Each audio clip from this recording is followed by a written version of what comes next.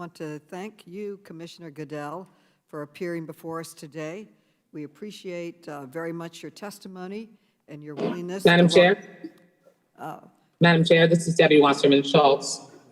We are in closing right now, and I have to get to the floor to vote, so I have to close right now. We appreciate your testimony, and as we learned today, the committee's investigation has uncovered new evidence of troubling conduct at the Washington Commander's workplace.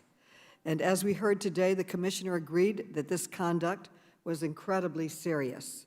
In fact, he testified that he has, quote, not seen any workplace in the NFL that is anywhere near what we saw, end quote. I am happy that Commissioner Goodell recognizes that the NFL has one of the most influential platforms in America and that Mr. Snyder's actions were unacceptable.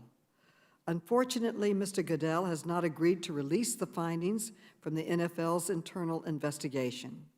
Without transparency, we cannot have true accountability.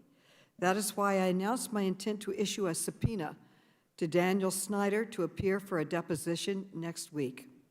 We will not be deterred by billionaire owners or political posturing.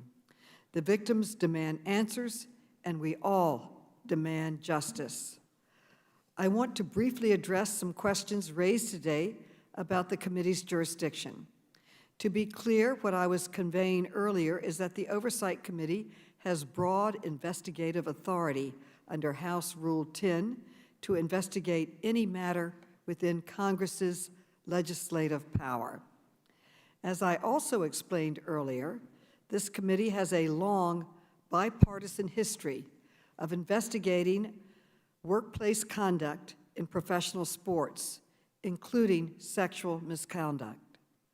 This investigation has already led to 2 bills that I introduced to help strengthen protections for workers from workplace misconduct. I would invite all of my colleagues on both sides of the aisle to join me in supporting these efforts.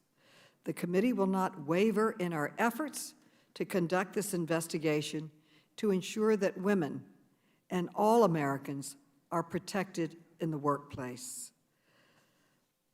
With that, and in closing, I want to thank our panelists again for your remarks, and I want to commend my colleagues for participating in this important conversation. With that, without objection, all members will have 5 legislative days within which to submit extraneous materials and to submit additional written questions for the witnesses to the chair, which will be forwarded to the witnesses for response. I ask our witness to please respond as promptly as possible. Again, thank you for your attendance today. This hearing